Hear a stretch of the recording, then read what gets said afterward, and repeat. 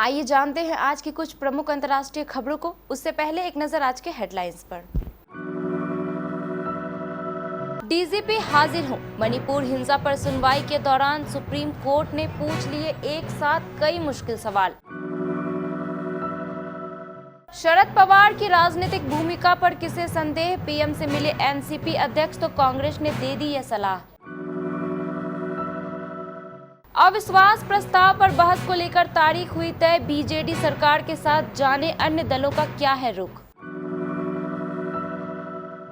अनुच्छेद 370 पर आज होगी सुप्रीम सुनवाई, सीजेआई खुद करेंगे संविधान पीठ की अगुवाई। डोनाल्ड ट्रंप पर लगे चुनाव परिणाम पलटने की साजिश रचने के आरोप गुरुवार को कोर्ट में होंगे पेश।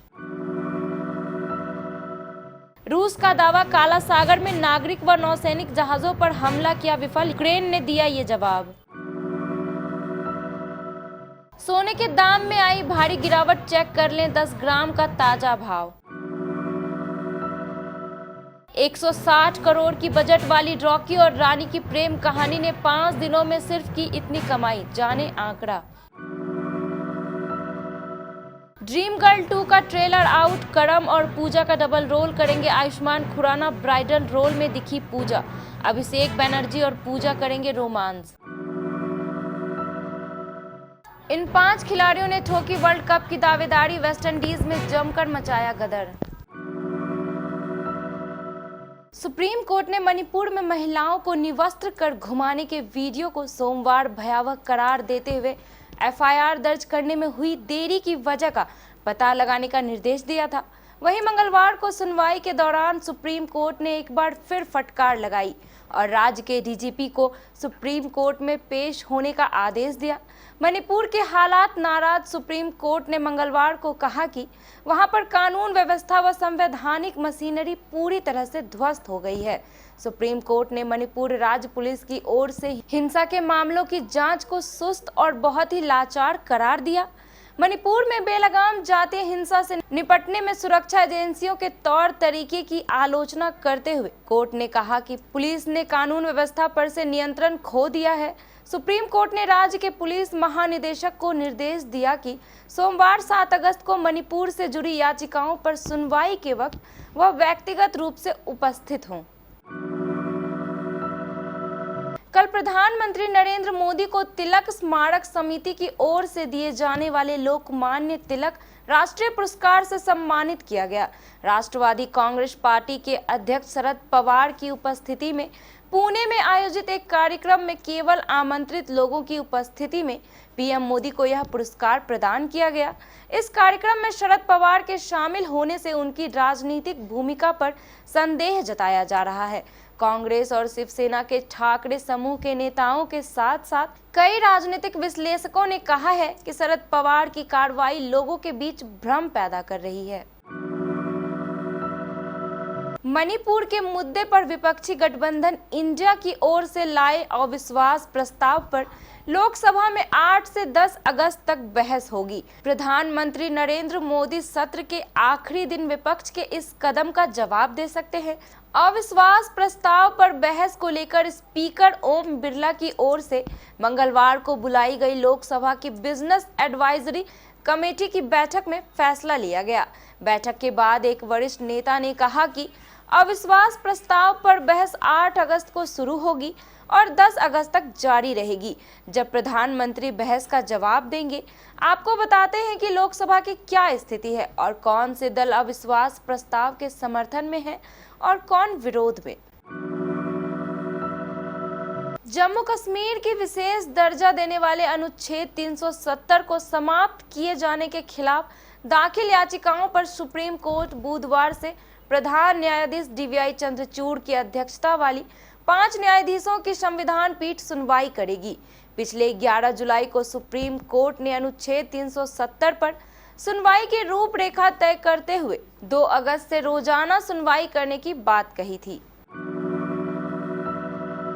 विदेशी मीडिया रिपोर्ट के मुताबिक वाशिंगटन डीसी की एक संघीय ग्रैंड जूरी ने ट्रंप के खिलाफ मामले में सुनवाई की। विशेष अधिवक्ता जैक स्मिथ दलीलों और सबूतों को परखने के बाद अदालत ने बुधवार को ट्रंप को राष्ट्रपति चुनाव के परिणामों को पलटने के प्रयासों का आरोपी माना है। रूस ने मंगलवार को दावा किया कि उसने काला सागर में नौसेना व नागरिक जहाजों पर यूक्रेन के समुद्री ड्रोन हमलों को विफल कर दिया है। रूस के रक्षा मंत्रालय ने कहा कि सर्गेई कोटोव व वासिली बाइकोव गश्ती जहाज पर 3 समुद्री ड्रोन ने असफल हमला किया। हालांकि यूक्रेन ने नागरिक जहाजों पर हमले से इनकार किया है। अगर आप भी हाल ही में गोल्ड या फिर चांदी खरीदने की सोच रहे हैं तो यह खबर आपके लिए बेहद महत्वपूर्ण है। जारी बैंक बाजार.com के रिपोर्ट के मुताबिक आज यानी बुधवार को सोने चांदी की कीमत में बदलाव हुआ। आज सोने और चांदी दोनों की कीमत में उछाल आया है। आज 24 कैरेट सोने की कीमत 59,250 रुपए प्रति 10 ग्राम है, जबकि 22 कैरेट सोने के दाम 56,430 रुपए प्रति 10 ग्राम है। आपको बता दें कि बुधवार को सोने की कीमत में करीब 260 रुपए का इजाफा हुआ है। मंगलवार को सर्राफ मार्केट में 22 कैरेट सोने की कीमत 56,180 रुपए प्रति 10 ग्राम थी। आज बुधवार को इसकी कीमत में 250 रुपए का इजाफा हुआ है। बुधवार को 22 कैरेट सोना 56,430 रुपए प्रति 10 ग्राम मिलेगा। आलिया भट्ट और रणवीर सिंह की multi starrer Bollywood film Rocky और रानी की प्रेम कहानी, जिसका निर्देशन करण जौहर ने किया है, वह 5 दिन पहले सिनेमा घरों में रिलीज हो गई है। जहां धुआंधार प्रमोशन के कारण वीकेंड पूरा करते ही फिल्म ने 50 करोड़ की कमाई अपने नाम कर ली, तो वहीं फैंस की नजरें आने वाले दिनों में फिल्म के बॉक्स ऑफिस कलेक्शन पर टिक गई है। हालांकि दिन प्रतिदिन घटती कमाई देख फैंस को निराशा होने वाली है, लेकिन फिर भी लोग दूसरे वीकेंड पर कितनी कमाई फिल्म करती है इसका बेसब्री से इंतजार कर रहे हैं।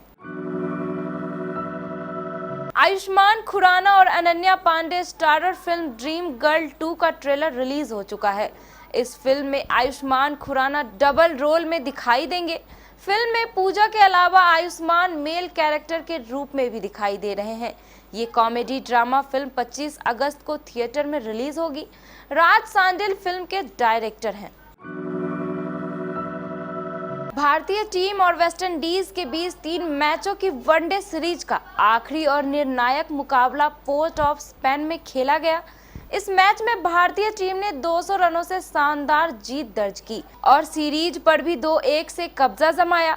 इस सीरीज के साथ ही भारतीय टीम ने इस साल होने वाले वर्ल्ड कप की तैयारियों का भी आगाज किया था। टीम मैनेजमेंट ने इस सीरीज में कई तरह की रणनीति अपनाई। विराट कोहली और रोहित शर्मा को आखिरी 2 मैचों में भी आराम दिया गया था। इस दौरान ऑलराउंडर हार्दिक पांड्या ने कमान संभाली, मगर इस सीरीज में 5 ऐसे खिलाड़ी मिले हैं जिन्होंने अपने प्रदर्शन के दम पर वर्ल्ड कप के लिए दावेदारी ठोकी है। यह 5 खिलाड़ियों में स्टार ओपनर शुभमन गिल, ईशान किशन, हार्दिक पांड्या। आखिरी वनडे मैचों में इन चारों ने बल्ले से जमकर गदर मचाया और आतिशी अंदाज में 50 भी जमाई। 5वें प्लेयर स्पिनर कुलदीप यादव है, जिन्होंने पूरी सीरीज में दमदार प्रदर्शन किया है। इसके अलावा लॉर्ड शार्दुल ठाकुर ने भी टूर्नामेंट में धारदार गेंदबाजी की।